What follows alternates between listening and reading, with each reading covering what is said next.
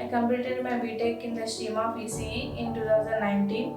Before joining full stack development course, I know only basic knowledge in both front-end and back-end technologies. నేను full stack development కోర్స్లో join అయిన తర్వాత both front end and back end టెక్నాలజీస్లో నేను చాలా knowledge gain చేశాను.